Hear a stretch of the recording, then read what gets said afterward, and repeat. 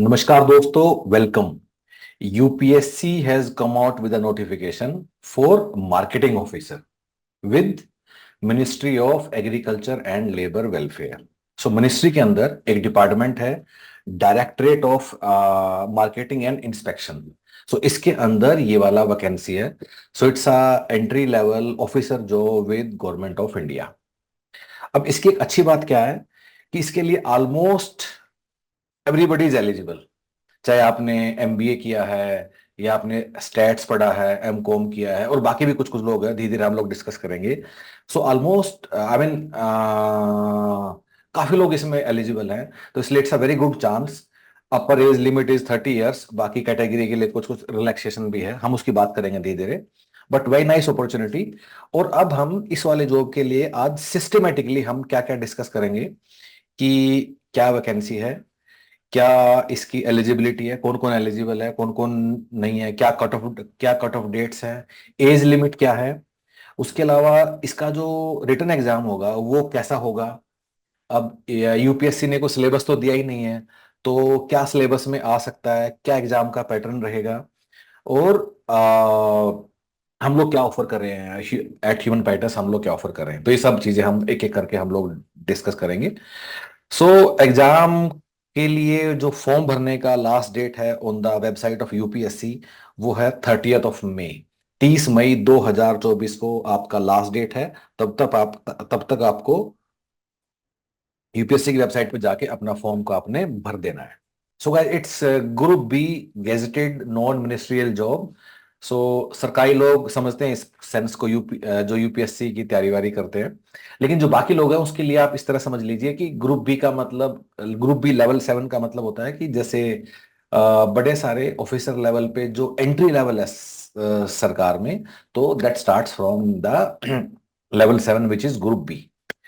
सो क्या शुरू करते हैं। So before I start who we are, I am from human peritus. और ह्यूमन पेरिटस पे हम लोग काफी काफी यूनिकली जो ये वाला एग्जाम है इसके लिए पोजीशनड है। ऐसा हम लोग क्यों बोल रहे हैं? क्योंकि एक तरफ तो we are known for management और कॉमर्स सब्जेक्ट के लिए हम जो डिफरेंट एग्जाम्स होते हैं वो हम लोग करवाते हैं for last more than 10 years. और ये तो एक तरफ है। दूसरी तरफ जो यूपीएससी के रिक्रूटमेंट एग्जाम्स होते हैं, जैसे कि यूपीएससी, एएलसी, ईपीएफओ के एग्जाम्स होते हैं, ईओ, एओ, देन एपीएफसी, उसके अलावा admin officer, store officer, ESIC, investigator grade 1। सो ऐसे बड़े सारे एग्जाम्स हैं जो जिनको यूपीएससी के रिक्रूटमेंट एग्जाम बोलते हैं। तो इन सब में भी हमारा एक्सपर्टीज है पिछले 10-11 साल से। So and based on that हम आपको इसके बारे में डिस्कस करेंगे कि एग्जाम के बारे में क्या चीजें क्या हैं। सो गाइस, शुरू करते हैं and let us get started. सबसे पहली बात, सो दिस इज अवर एजेंडा। मैंने आपको मोटा मोटा बता दिया हम क्या बात करेंगे। एलिजिबिलिटी, एज लिमिट, एग्जाम का पैटर्न, सिलेबस, एग्जाम कब हो सकता है, यस, एक्सपेक्टेड एग्जाम डेट, कैसे तैयारी करना है, और क्या हम लोग ऑफर करेंगे। सो क्या, सबसे पहले एज लिमिट की बात कर लेते हैं। सो इस वाले एग्जाम के लिए एज लिमिट क्या है? एज लिमिट है 30 ईयर्स। 30 ईयर्स ये है अनरिजर्व्ड कैटेगरी के लिए। बाकी कुछ कुछ लोग हैं जिनके लिए थोड़ा रिलैक्सेशन भी है। जैसे अगर आप ओबीसी हो तो 33 भी चलेगा। अगर आप एससी या एसटी से आते हो तो 35 भी चलेगा। और अगर आप पर्सन विद डिसेबिलिटी वाली कैटेगरी से आते हो तो 40 ईयर्स तक भी आपको एज में रिलैक्सेशन है। बाकी ये सब लोगों के लिए 30 ईयर्स। अब सवाल ये कि 30 ईयर्स कब, ऑन विच डे, कब आप 30 साल के होने चाहिए, आप 30 साल के नहीं होने चाहिए। सो वो कट ऑफ डेट है 30 मई 2024। 30 मई 2024 को आपकी उम्र 30 साल से ज्यादा नहीं होनी चाहिए, तभी आप एलिजिबल हो। इस तरह बाकी लोग भी अपना कैलकुलेट कर लेना, OBC, S C, S T, PWD वाले, कि 30 मई को आपकी डेट, आपकी जो उम्र है वो कितनी है, वो 33, 35 या 40 साल से ऊपर नहीं होनी चाहिए। ये बिल्कुल क्लियर है, ठीक है। अब आते हैं क्वालिफिकेशन के ऊपर, एजुकेशनल क्वालिफिकेशन। और ये काफी काफी मतलब काफी ब्रॉड है, इसलिए काफी लोग शायद इसका फॉर्म भी भरेंगे। सो जिस तरह यूपीएससी ने अपना नोटिफिकेशन में क्वालिफिकेशन लिखा है उसको हम लोग समराइज करते हैं। उसका समराइजेशन क्या है? आपके पास पीजी डिग्री होनी चाहिए। पीजी डिग्री, या इसको लोग, कई लोग मास्टर्स डिग्री भी बोलते हैं। आपके पास ये होनी चाहिए। अब ये किस किस सब्जेक्ट में हो सकती है? या तो आपने किया हो एग्रीकल्चर में, ओके, या आपने किया हो बॉटनी, या आपने किया हो कॉमर्स, ठीक है, उसके अलावा आपने किया हो मैथ्स, या फिर आपने मैनेजमेंट, मतलब आपने अगर एमबीए किया है तो। उसके अलावा अगर स्टैट्स में किया है आपने पीजी, जिसको एमएससी स्टैट्स या एमए स्टैट्स जो भी आप लोग उसमें करते हैं, इनमें से अगर आपके किसी में भी आपके पास पोस्ट ग्रेजुएशन डिग्री है तो आप एलिजिबल हो। अब बात आती है, कुछ लोग तो डिप्लोमा करते हैं, क्या पीजी डिप्लोमा एलिजिबल है? तो यूपीएससी ने साफ साफ लिख दिया है कि डिग्री एलिजिबल है, लेकिन डिप्लोमा वाले एलिजिबल है या नहीं, ये फिगर आउट करने के लिए क्या करना है, you have to go to website of AIU, association of Indian universities. वहां जाके इक्विवेलेंस वाला एक सेक्शन है, उसके अंदर लिखा होता है कि कौन कौन से डिप्लोमा कोर्सेज डिग्री के इक्विवेलेंट हैं, कौन कौन से नहीं है। वहां जाके आपको फिगर आउट करना होगा। अगर वहां आपका नाम है लिस्ट में तो आप एलिजिबल हो, अदरवाइज आप एलिजिबल नहीं हो। फॉर एग्जाम्पल, अगर कुछ लोग एमबीए करते हैं, आईएम से करते हैं, अब आईएम वाले 2 ईयर पोस्ट ग्रेजुएट डिप्लोमा देते हैं, डिग्री नहीं देते हैं। सो इन अभी वो भी एलिजिबल नहीं है, लेकिन क्योंकि एआईयू ने इन उन सभी लोगों को इक्विवेलेंस स्टेटस ग्रांट किया हुआ है, therefore their course becomes equivalent to a PG degree and therefore they are eligible. कुछ और चीजें मोटी मोटी, जैसे कि अगर एमबीए वाले लोग हैं तो इट डजेंट मैटर उनका स्पेशलाइजेशन क्या है। अगर आपने बिजनेस एडमिनिस्ट्रेशन में पढ़ाई किया है, कुछ भी स्पेशलाइजेशन है, आप सब लोग इसमें एलिजिबल हो। एक यूपीएससी ने लिखा है कि जो कॉमर्स के लोग हैं विद इकोनॉमिक्स होना चाहिए। अब जो भी लोग एमकॉम करेगा, डेफिनेटली उसमें इकोनॉमिक्स एक सब्जेक्ट होता ही है, तो इसको बताने का हमें नीड नहीं है कि जो इसने यूपीएस ने लिखा है। सो this is a mandatory qualification. अब ये होना ही होना चाहिए। क्या जो लोग फाइनल ईयर में वो एलिजिबल है? वो एलिजिबल नहीं है। आपका जो क्वालिफिकेशन है वो पूरा हो जाना चाहिए कब? Again on the cut off date which is 30th of May 2024। इसका मतलब है 30 मई 2024 तक आपका रिजल्ट आ जाना चाहिए। मतलब इसका मतलब अगर किसी ने 2024 में एग्जाम दिया, उसका रिजल्ट नहीं आया, तो वो एलिजिबल नहीं है। क्यों? क्योंकि जब आप फॉर्म भरोगे तो आपसे पूछेगा, वो मार्कशीट, डिग्री, वो सब चीजें पूछेगा। सो और ये सिर्फ इस वाले के लिए नहीं है, यूपीएससी के जितने भी एग्जाम होते हैं उन सारे एग्जाम्स में अगर आप कट ऑफ डेट को, आपको सब कुछ नहीं हो गया, आपकी डिग्री रिजल्ट नहीं आएगा, तो आप एलिजिबल नहीं होते हो। तो अगर आपका रिजल्ट नहीं आया तो आप सब लोग एलिजिबल नहीं हो, आपका रिजल्ट आ जाना चाहिए। So this is a mandatory qualification. So ये जो हमने यहाँ डिस्कस किया है, ये जो भी हमने डिस्कस किया है, सो this is a mandatory qualification. ये तो होना ही होना चाहिए। अगर ये नहीं है तो आप एलिजिबल नहीं हो।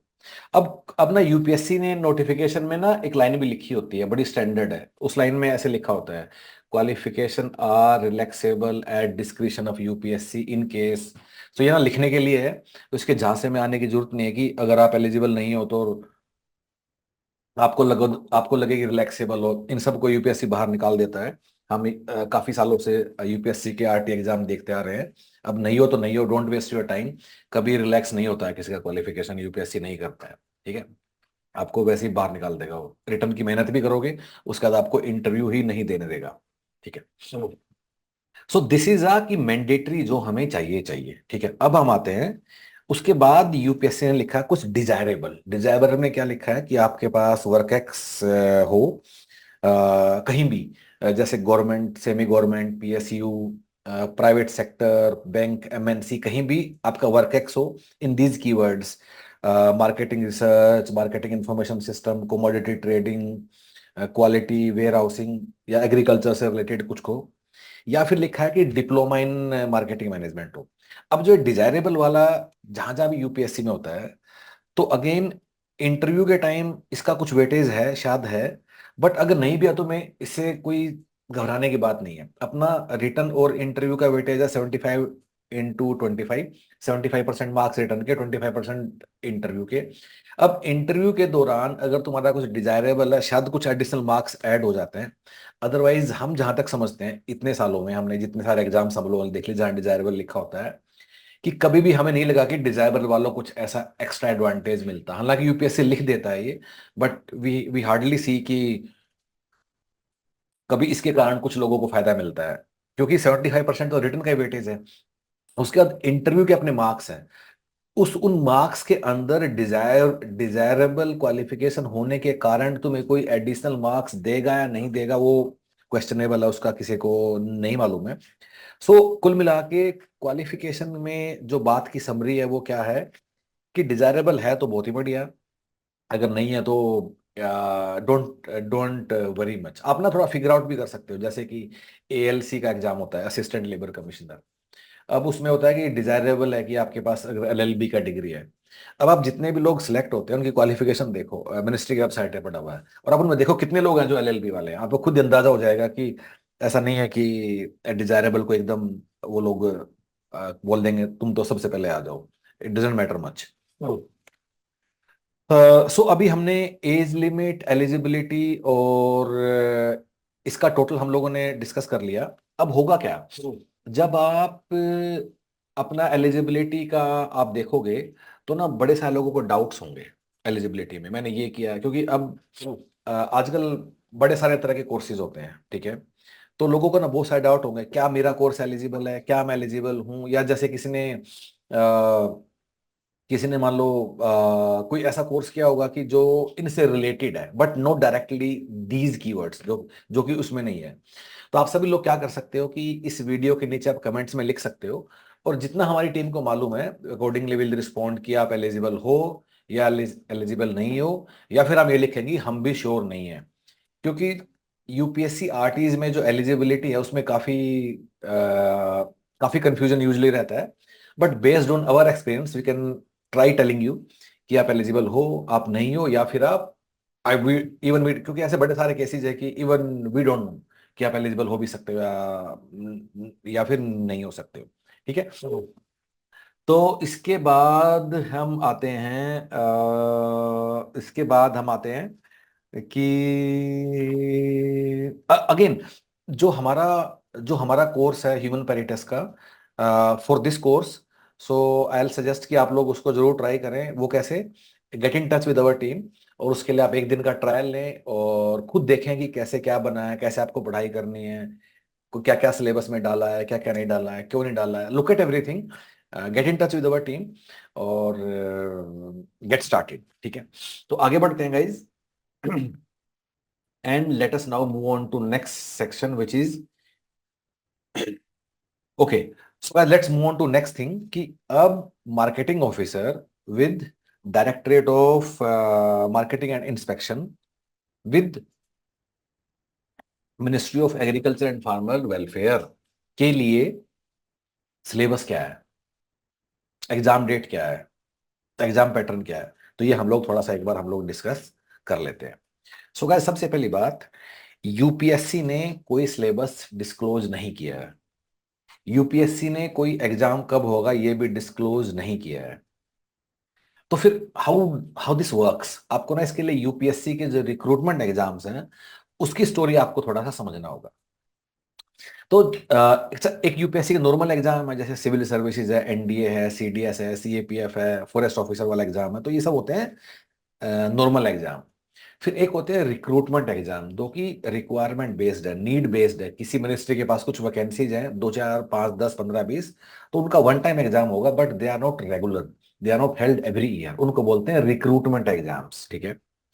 अब जो रिक्रूटमेंट एग्जाम्स होते हैं उनमें कई बार तो यूपीएससी पहले ही डिसाइड कर लेता है कि इसका मैं एग्जाम करूंगा, और फिर उसका एक सिलेबस भी डिस्क्लोज कर देता है। कई बार यूपीएससी क्या करता है कि सिलेबस डिस्क्लोज नहीं करता है। फिर यूपीएससी क्या करेगा, जैसे आप लोगों के साथ कि हमारे कैटेगरी ऑफिसर के लिए नोटिफिकेशन आया, अब नोटिफिकेशन आने के बाद यूपीएससी क्या करता है कि अब सब लोग इसका फॉर्म भरेंगे। सो जब लोग फॉर्म भरेंगे तो फॉर्म भरने के बाद यूपीएससी देखता है कि इसमें जितने एप्लीकेशंस आए हैं, मैं मैनुअली शॉर्टलिस्ट कर सकता हूं। अगर नंबर एप्लीकेशन कम है तो यूपीएससी मैनुअली शॉर्टलिस्ट कर लेता है और उसमें रिटर्न एग्जाम नहीं होता है। ऑन द अदर हैंड, अगर नंबर ऑफ एप्लीकेशन काफी ज्यादा है, जो कि आपके केस में होंगे क्योंकि एलिजिबिलिटी आपकी इतनी आसान है, तो उस केस में यूपीएससी अपना रिटर्न एग्जाम कंडक्ट करता है। तो इसमें क्या होता है, अभी जैसे फॉर्म भरे गए, फिर कुछ महीनों बाद UPSC will come out with another notification, जिसमें यूपीएससी बताएगा आपका इस दिन इतने बजे एग्जाम है, और उसी नोटिफिकेशन में लिखा होगा कि आपका सिलेबस क्या है। सो यूजुअली जो वो वाला नोटिफिकेशन है वो एग्जाम डेट के अप्रोक्सीमेटली 1-1.5 महीना पहले ही आता है। इसका मतलब क्या है कि अगर आप उस डेट का वेट करोगे अपना तैयारी करने के लिए या सिलेबस को कवर करने के लिए, तो आपको 1-1.5 महीने का समय मिलेगा। सो इसलिए इन सारे एग्जाम्स में हम क्या करते हैं कि ये वाला एग्जाम पहले यूपीएससी ने कब किया, उसमें क्या सिलेबस था, उसको लेके लोग ऐसे पढ़ाई करते हैं। दिस हैपेंस इन एएलसी या एडमिन ऑफिसर, सब में ये वाला सिस्टम ऐसे काम करता है यूपीएससी का। अब इस वाले एग्जाम में क्या है, इस वाले एग्जाम में तो ये वाला एग्जाम कभी पहले हुआ ही नहीं है, ये फर्स्ट टाइम हो रहा है। और न ही इसके लिए कोई पुराना पेपर किसी के पास अवेलेबल है। ठीक है। सो अब 2-3 बातें हमें समराइज करनी होंगी। पहली बात, क्या इसका एग्जाम होगा? यस, 100% इस वाली वैकेंसी का एग्जाम होगा। क्यों? क्योंकि 33 वैकेंसीज हैं और काफी मल्टीपल ऑफ थाउजेंड्स ऑफ लोग फॉर्म भरेंगे। तो यूपीएससी का एग्जाम करना ही पड़ेगा। वो लोग एक एक करके शॉर्टलिस्ट नहीं कर सकते, उनके पास न इतना बैंडविड्थ है, और न ही कोई ऐसा क्राइटेरिया बनेगा कि जिससे कुछ लोगों को तुम मना कर दो, कुछ लोगों को डायरेक्टली आप इंटरव्यू के लिए बुला लो। तो 100% इसका रिटर्न एग्जाम तो होगा। अब रिटर्न एग्जाम होगा तो इसका मतलब सिलेबस इसका बनेगा, और इसका सिलेबस बन के बाद में हमारे पास आएगा, जो यूपीएससी हमें एक दूसरे नोटिफिकेशन से हमें वो बाहर निकालेगा। ठीक है।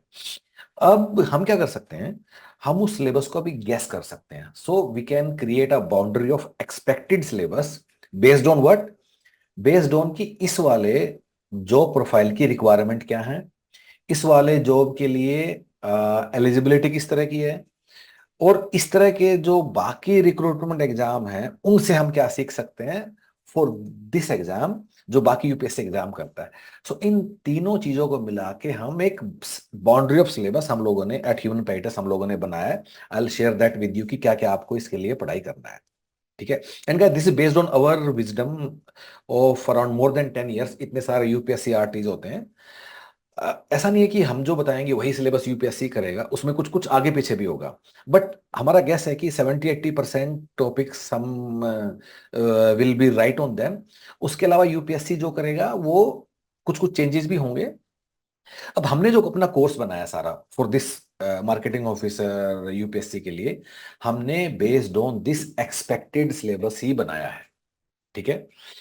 अब मान लो यूपीएससी जब नोटिफिकेशन लेके आएगा, उसमें कुछ कुछ चेंजेस होंगे, तो उनका क्या होगा? So guys, it's our responsibility, उन सारे टॉपिक्स के लिए जो जो चेंज होगा उसके लिए हम लोग ही आपको एक रिवाइज्ड, उसके लिए जो रिक्वायरमेंट है आपके कोर्स का, कंटेंट का, हम उसको will give that to you. तो इट्स अवर रिस्पॉन्सिबिलिटी। मतलब यूपीएससी बाद में सिलेबस डिस्क्लोज करेगा, उसमें जो जो नई बातें आएंगी, और डेफिनेटली आएंगी, ऐसा नहीं है कि हम उसके लिए हमें भगवान ही होना पड़ेगा एग्जैक्ट गेस करने के लिए, जो कि हम नहीं हो सकते। But 70-80% will be there, and will also have good idea कि, and I also share with you कौन से टॉपिक तो पक्का होंगे ही होंगे, कौन से हैं जिनमें थोड़ा डाउट है, I will share that with you. Accordingly आपको अपना तैयारी शुरू करना है।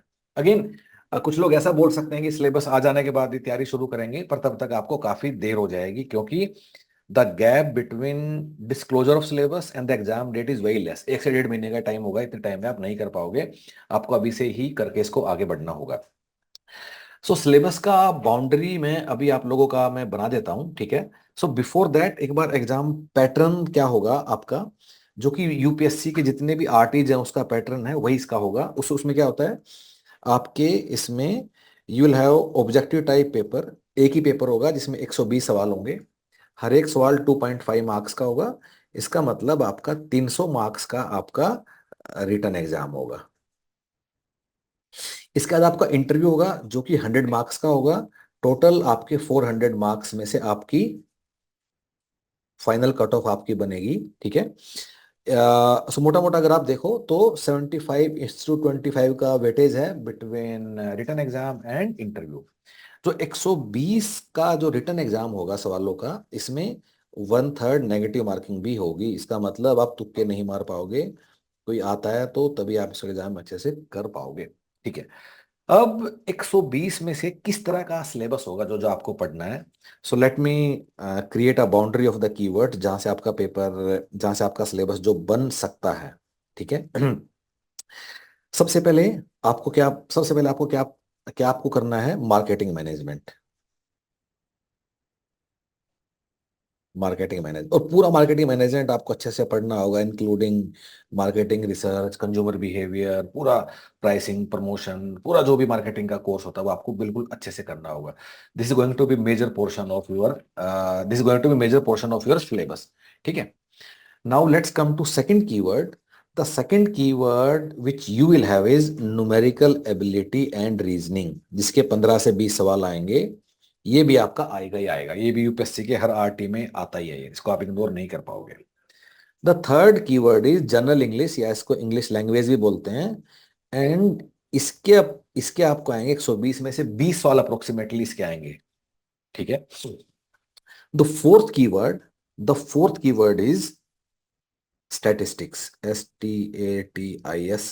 अब स्टैटिस्टिक्स के अंदर क्या, introduction, tabular and graphical representation of data, data and its types, probability distribution, hypothesis testing, ये रिग्रेशन, कोरिलेशन, ये सब भी आपके सिलेबस में होगा ही होगा।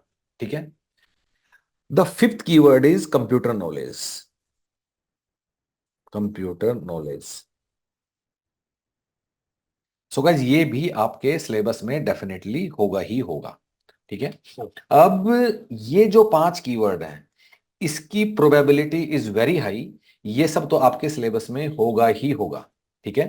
अब आते हैं कि ऐसे कौन कौन से कीवर्ड हैं जो आपके सिलेबस में हो भी सकते हैं या जो जिनकी नहीं भी हो सकते हैं। ये 5 तो आपको करने ही करने हैं, आंख बंद करके, ये तो ये सिलेबस तो आपको कवर करना ही है। ठीक है।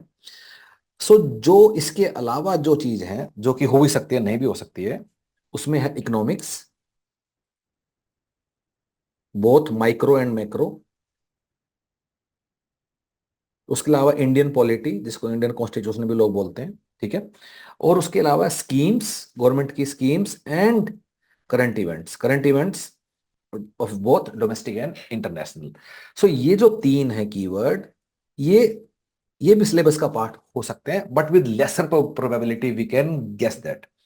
अब हमने जो ह्यूमन पेरिटस के साथ हमने जो पूरा कोर्स बनाया है, that is based on this approach only, कि अभी आप एग्जाम से पहले ये 5 कीवर्ड का सिलेबस आपको अच्छे से कर लेना है। बाकी एग्जाम जब अनाउंस हो गया, 1.5 महीने का टाइम होगा, उसमें हम बाकी चीजें भी देख सकते हैं। इनफैक्ट करंट अफेयर को भी मुझे यही ग्रीन वाले में रख देना चाहिए, पर ठीक है, काफी हमने सोच समझ के पूरा आपके लिए एक सिलेबस का हमने हमने ये बाउंड्री बनाया है। अब सिलेबस का बाउंड्री तो बन गया। अब गाइस होता क्या है कि अब यहां हमने लिख दिया, मान लो न्यूमेरिकल एबिलिटी एंड रीजनिंग। अब जो इसका सवालों का जो डिफिकल्टी लेवल वो हम कैसे गैस करें। सो अगर कोई कीवर्ड सिलेबस में है तो उसके बाद सारे एग्जाम में जो उसका लेवल ऑफ डिफिकल्टी है वो सेम होता है। मतलब कि अगर numerical ability and reasoning keyword आपके सिलेबस में है, so the level of difficulty of numerical ability and reasoning the level of difficulty of numerical ability and reasoning is going to be same, चाहे वो ALC का exam हो, चाहे वो APFC का हो, चाहे वो एडमिन ऑफिसर का हो, चाहे वो स्टोर ऑफिसर का हो, या कोई भी रिक्रूटमेंट एग्जाम हो। That is going two similarly English, English language. तो एक बार अगर कीवर्ड हमारा फाइनलाइज हो गया, फिर उसके बाद level of difficulty figure out करना मुश्किल नहीं है। इस तरह मार्केटिंग मैनेजमेंट किस में आता है, जो ESIC DD exam marketing management आता है, उसके अलावा आपका एडमिन ऑफिसर है मार्केटिंग मैनेजमेंट आता है, कंप्यूटर नॉलेज तो काफी सारे मतलब एग्जाम्स में आता है। So that is how you will figure out की लेवल ऑफ डिफिकल्टी क्या है। सो इस सारी सोच को लेके ही हम लोगों ने जो फॉर दिस एग्जाम हम लोगों ने अपना कोर्स बनाया है। So rather do one thing, get in touch with our team, और आप उसमें आके आप एक दिन का ट्रायल लीजिए हमारी टीम के साथ पूरे कोर्स का, और उसमें समझिए कि कैसे क्या चीज़ बनाया है, क्या डिफिकल्टी लेवल है। सो वेबसाइट पे जाके you can get in touch and will enroll you for 1 day for free, and then you can make out की कैसे हमने पूरे इस कोर्स को बनाया। इसके अलावा आपको ना इस सारे कोर्स को लेके आई एम श्योर कुछ डाउट्स भी होंगे, कुछ लोग हमसे एग्री भी करेंगे, कुछ लोग हमसे डिसएग्री भी करेंगे। तो आप सभी लोगों का स्वागत है। आप इस YouTube वीडियो के नीचे कमेंट में भी आप लोग लिख सकते हैं, अगर कुछ ऐसी बात है कि हमें लगता है कि जिसमें करेक्शन का नीड है, will also make correction, so please feel free, do let us know.